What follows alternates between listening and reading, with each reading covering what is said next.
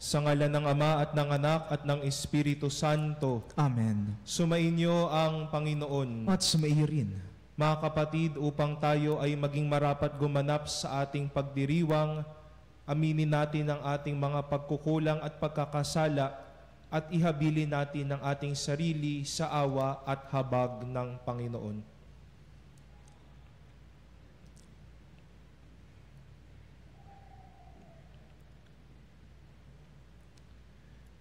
Ikaw na nag-aalis ng mga kasalanan ng sanlibutan, Panginoon, kaawaan mo kami. Panginoon, kaawaan mo kami. Ikaw ay tagahilom ng aming mga kasalanan, Kristo, kaawaan mo kami. Kristo, kaawaan mo kami. Ikaw ay tagapamagitan ng Diyos at ng bayan, Panginoon, kaawaan mo kami. Panginoon, kaawaan mo kami. Kaawaan tayo ng makapangyarihang Diyos, patawarin tayo sa ating mga kasalanan at patnubayan tayo sa buhay na walang hanggan. Amen. Manalangin tayo.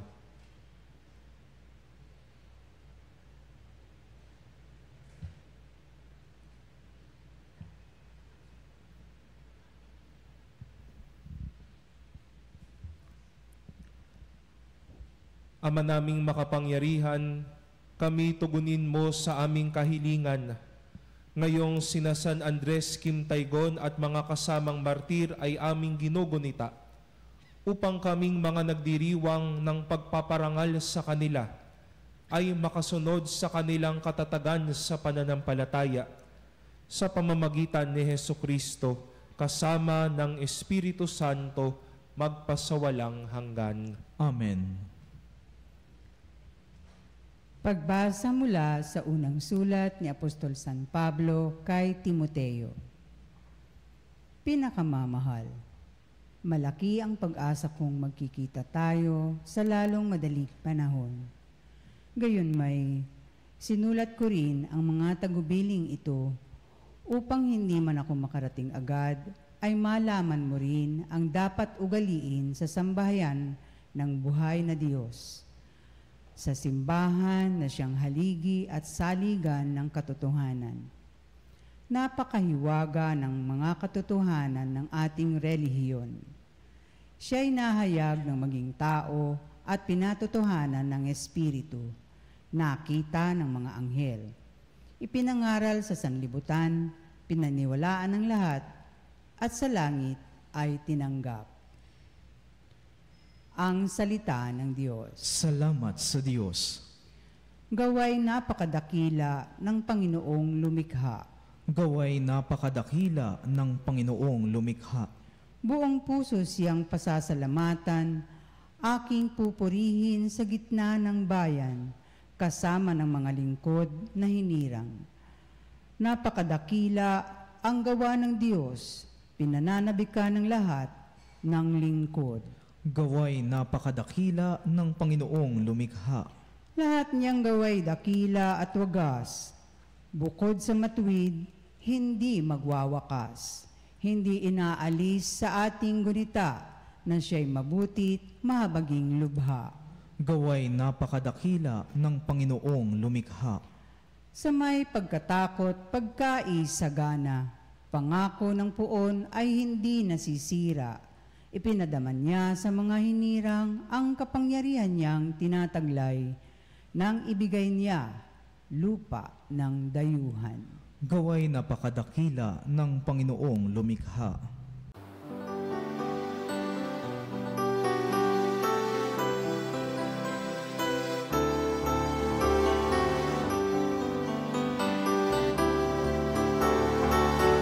Alleluia, alleluia.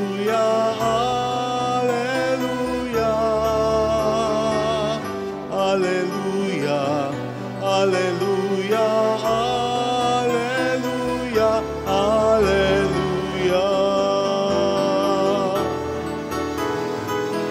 Alleluia, alleluia, alleluia.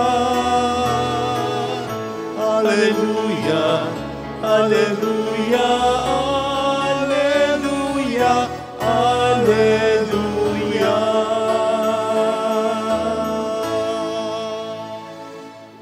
Sumainyo ang Panginoon. At sumairin. Ang mabuting balita ng Panginoon ayon kay San Lucas. Papuri sa iyo, Panginoon. Noong panahong iyon, sinabi ng Panginoon, saan ko nga ihahambing ang mga tao ngayon at ano ang nakakatulad nila?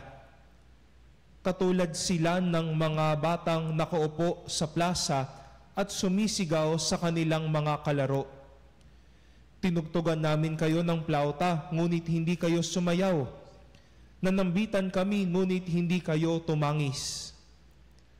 Sapagkat naparito si Juan Bautista na nag-aayuno at hindi umiinom ng alak, at sinasabi ninyo, inaalihan siya ng demonyo. Naparito naman ang anak ng tao na kumakain at umiinom tulad ng iba at sinasabi ninyo, masdan ninyo ang taong ito, matakaw at maglalasing, kaibigan ng mga publikano at ng mga makasalanan. Gayunman, ang karunungan ng Diyos ay napatutunayang matuwid sa pamamagitan ng kanyang mga anak. Ang mabuting balita ng Panginoon. Pinupuri ka namin, Panginoong Hesu Kristo. Mga kapanalig, tumingin lang po tayo sa ating paligid, makakakita na po tayo ng samot-saring mga palatandaan upang tayo ay magabayan araw-araw.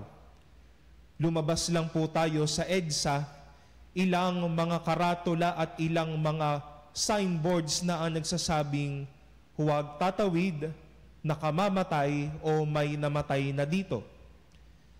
Marahil po nung tayo ay nasa pandemya, sa kasagsagan ng pandemya, nakita po natin na kahit sa loob ng simbahan o saan man tayo mapunta, tantsadong-tantsado ang ating mga gagawin. Dito lang papasok, dito lang lalabas, dito lamang ito ang distansya. Ito ang dapat bigyang pansin na direksyon. Kapag tayo ay gumagamit ng ating social media, madaming mga pagkakataon at ilang mga palatandaan ang makikita upang tayo ay maparangalan. Sumikat ngayon ang ilang mga quotations, ilang mga talasalitaan mula sa mga taong kilala, sa mga taong nagbibigay ng inspirasyon araw-araw. Naririto ang mga bagay na ito para buksan ang ating mga mata upang ipahayag sa atin ang isang mensahe. At marahil sa rurok ng mga ito ay para iparamdam sa atin ang pag-ibig ng Diyos.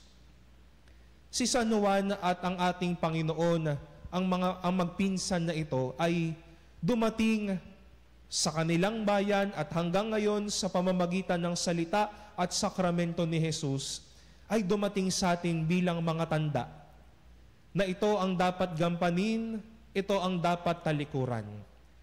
Ito ang inspirasyon na dapat yakapin, pero ito ang mga bagay na dapat kalimutan at dapat isantabi.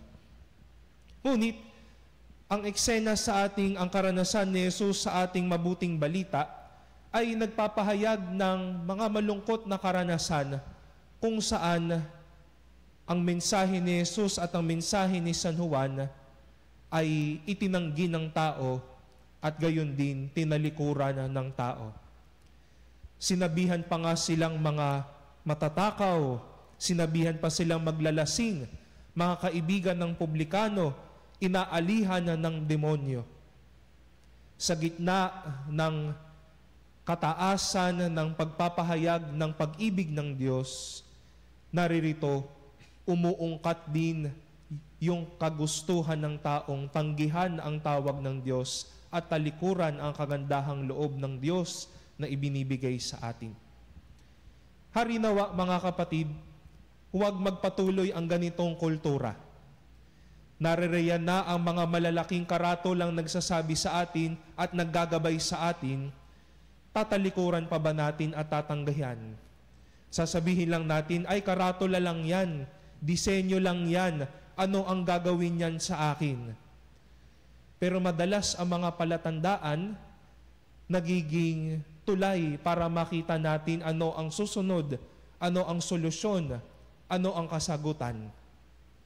Huwag sana mangyari ang kultura na ang simbahan ay nagsasalita. Ito ang katotohanan. Ginagabayan tayo ng simbahan kung ano ang dapat na tunay na pamumuno, ano ang tunay na pag-alaga sa kalikasan, ano ang tunay na pag-ibig sa pamilya. Pero sasabihin natin, simbahan lang naman yan, salita lang naman yan. Nabubuhay ang karanasan na ating pinakinggan sa ating mabuting balita. Patuloy lang tayong iikot sa realidad na laging may tatanggi at laging tatalikod sa Panginoon. Ngunit, sana hindi ito matapos sa pagtatanggi at pagtalikod. Sa mga karanasan na tayo ay minumulat sa katotohanan ng Diyos, mamulat din tayo sa kakayanan nating tumanggap at sa kakayanan nating papasukin ang Diyos muli sa buhay natin. Ito po ang kaugalian na tinuturo ni San Pablo kay Timoteo sa ating unang pagbasa. Upang sa gayon, masabi natin katulad ng salmista, gaway napakadakila, nakikita natin ang dakilang gawa ng Panginoong lumikha.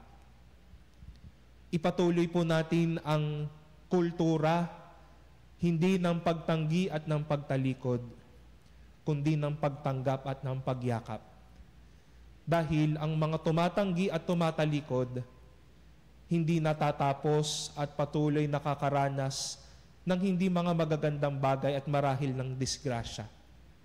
Ngunit sa gayon, sa pagtanggap at pagyakap, masasabi at makikita natin ang dakilang gawa ng Diyos at patuloy nating mayayakap ano ang kalooban ng Diyos at mayayakap ang karanasan ng kabutihan at sa kabutihan ng Diyos. Ipinahayag ng mga propeta ang pagdating ng ating mananakop sa pamamagitan ng pagpapahayag ng pagsisisi sa mga kasalanan. Ipinahayag ni Juan Bautista ang kanyang pagdating. Sa diwan ng pagsisisi, manalangin tayo sa tulong ng Diyos. Panginoon, dinggin mo ang aming panalangin. Panginoon, dinggin mo ang aming panalangin. Ang simbahan naway patuloy pang umunlad at higit pang humikayat sa mga sumasampalataya sa maluwalhating hapag ng kaharian. Manalangin tayo sa Panginoon. Panginoon, dinggin mo ang aming panalangin. Ang mayayaman at ang dukha naway hindi umiwas sa hamon ng kaharian. Manalangin tayo sa Panginoon. Panginoon, dinggin mo ang aming panalangin. Tayo naway tumugon ng may katapatan sa tawag ng pagbabalik loob. Manalangin tayo sa Panginoon. Panginoon, dinggin mo ang aming panalangin. Lahat tayo naway magtalaga ng ating sarili sa gawaing pangkaharian. Manalangin tayo sa Panginoon. Panginoon, dinggin mo ang aming panalangin.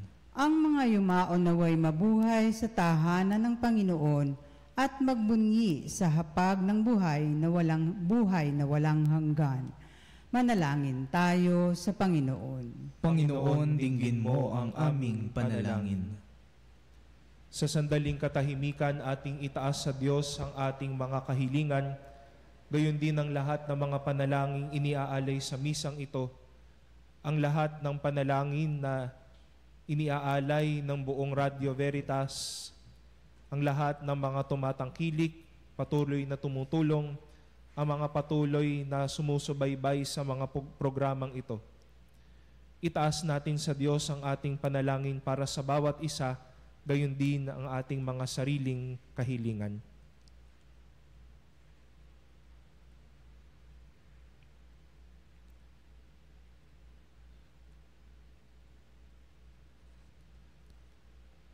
Manalangin tayo sa Panginoon.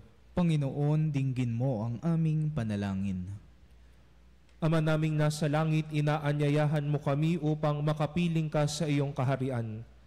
Ngayong nananalangin kami para sa iba, Tulungan mo kaming maisama sila sa hapag na inihanda ng iyong anak, na si Jesucristo ang aming Panginoon. Amen.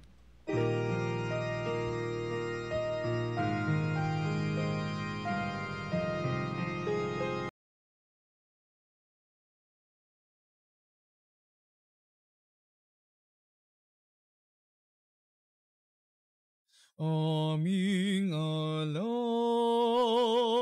sa iyo, Panginoon. Ang tinapay at alak na iyong kaloob upang gunitain ang iyong buhay na inialay nang tayo magdiwang bilang isang sambayanan. Nang tayo magdiwang bilang isang sambayanan.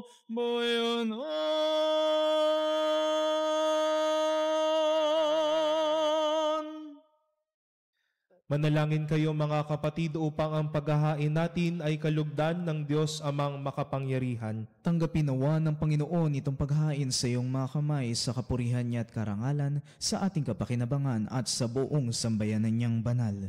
Ama naming lumikha, tanggapin mo ang mga alay na aming inihahain. Ngayong ginugunita namin ang mga banal na martir at ipagkaloob mong aming sambahin ang ngalan mo ng may katatagan sa pamamagitan ni Jesucristo kasama ng Espiritu Santo magpasawalang hanggan. Amen.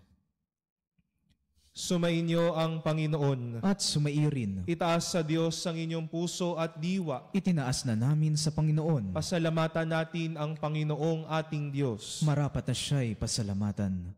Ama naming makapangyarihan, tunay ngang marapat na ikaw ay aming pasalamatan ngayong aming kagalakan na sina San Andres Quintaigon at mga kasamang martir ay parangalan.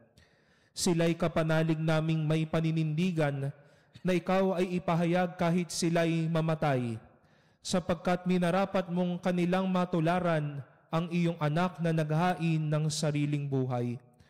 Tulad ng naganap sa iyong anak, ang dugo ng mga martir ay dumanak, hindi dahil sa katatagang likas, kundi dahil sa iyong bigay na lakas. Kaya kaisa ng mga anghel na nagsisiawit ng papuri sa iyo nang walang humpay sa kalangitan, kami ay nagbubunyi sa iyong kadakilaan. Santo, Santo, Santo, Panginoong Diyos ng mga hukbo, napupuna ang langit at lupa ng kadakilaan mo. Hosana, Hosana sa kaitaasan, pinagpalang naparirito sa ngalan ng Panginoon. Hosana, Hosana sa kaitaasan.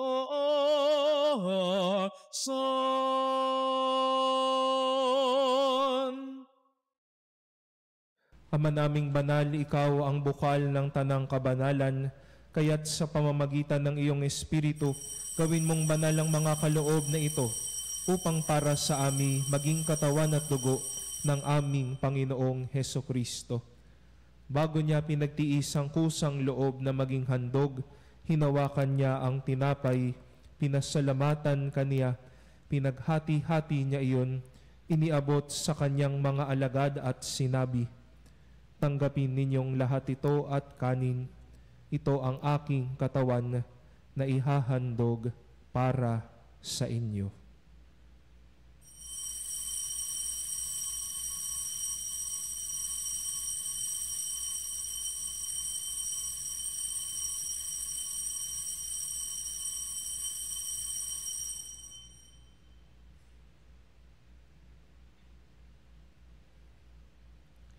Gayon din naman noong matapos ang hapunan, hinawakan niya ang kalis, muli kanyang pinasalamatan, iniabot niya ang kalis sa kanyang mga alagad at sinabi, "Tanggapin ninyong lahat ito at inumin. Ito ang kalis ng aking dugo, ng bago at walang hanggang tipan. Ang aking dugo na ibubuhos para sa inyo at para sa lahat sa ikapagpapatawad ng mga kasalanan. Gawin ninyo ito sa pag-alala sa akin."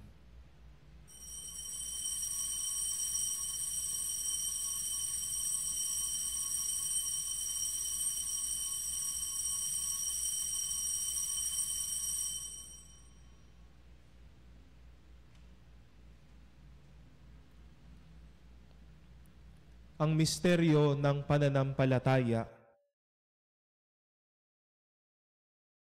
Si Kristo'y gunitain, sarili ay inihain, bilang pagkain inuming pinagsasaluhan natin, hanggang sa siya'y dumating, hanggang sa siya'y dumating.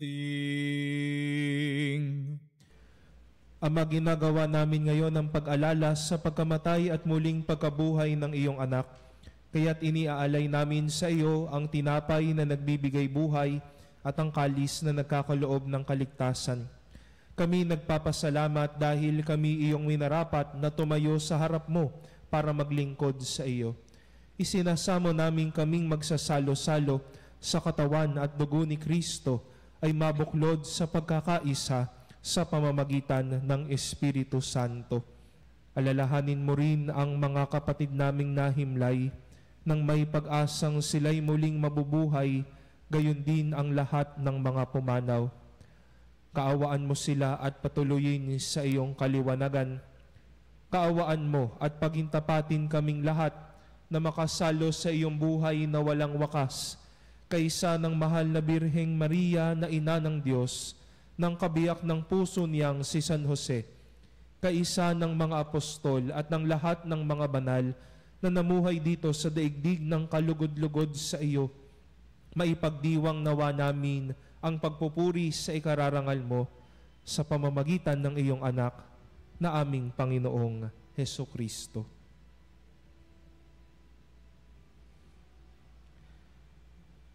Sa pamamagitan ni Kristo, kasama niya at sa Kanya, ang lahat ng parangal at papuri ay sa iyo, Diyos Amang makapangyarihan, kasama ng Espiritu Santo, magpasawalang hanggan. Amen, amen, amen, amen. Sa tagubilin ng mga nakagagaling na utos at turo ni Jesus na Panginoon natin at Diyos, ipahayag natin ng lakas loob.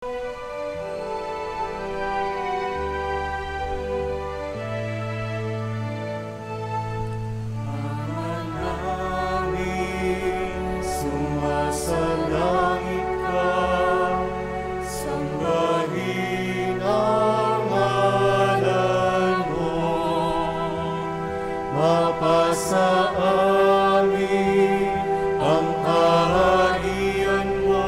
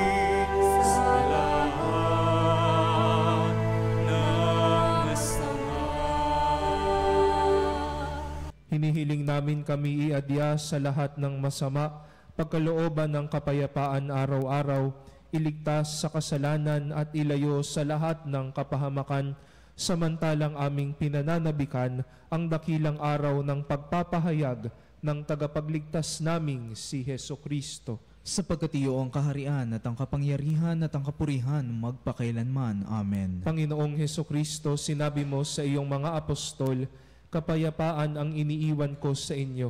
Ang aking kapayapaan ang ibinibigay ko sa inyo. Tunghayan mo ang aming pananampalataya at huwag ang aming pagkakasala. Pagkalooban mo kami ng kapayapaan at pagkakaisa ayon sa iyong kalooban, kasama ng Espiritu Santo, magpasawalang hanggan. Amen. Ang kapayapaan ng Panginoon naway laging sumainyo At sumairin. magbigayan kayo ng kapayapaan sa isa't isa. Kapayapaan sa lahat ng kapanalig. Kordero ng Diyos na nag-aalis ng mga kasalanan ng sanlibutan, maawa ka sa amin. Kordero ng Diyos na nag-aalis ng mga kasalanan ng sanlibutan, maawa ka sa amin. Kordero ng Diyos na nag-aalis ng mga kasalanan ng sanlibutan, ipagkaloob sa amin ang kapayapaan. Ito ang kordero ng Diyos, ito ang nag-aalis ng kasalanan ng sanlibutan. Mapalad tayong inaanyayahan sa kanyang piging. Panginoon, hindi ako karapat dapat na magpatuloy sa iyo, ngunit sa isang salita mo lamang ay gagaling na ako.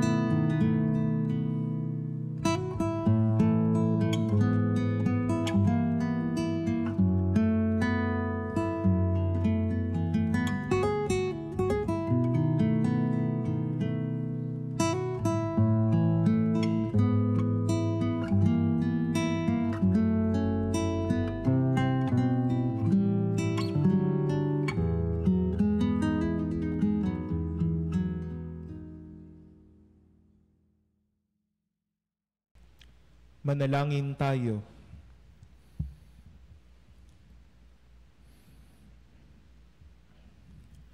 Ama naming mapagmahal, pinagningning mo ang misteryo ng krus sa mga martir mong banal. Ipagkaloob mong kaming pinatatag ng banal na pakikinabang ay makapanatiling matapat kay Kristo sa pagmamalasakit sa tanan. Sa pamamagitan niya kasama ng Espiritu Santo, magpasawalang hanggan. Amen. Sumainyo ang Panginoon. At sumairin. At pagpalain kayo at ingatan ng ating makapangyarihang Diyos, ang Ama at Anak, at Espiritu Santo. Amen. Humayo kayo sa kapayapaan upang ang Panginoon at ang kapwa ay mahalin at paglingkuran. Salamat sa Diyos.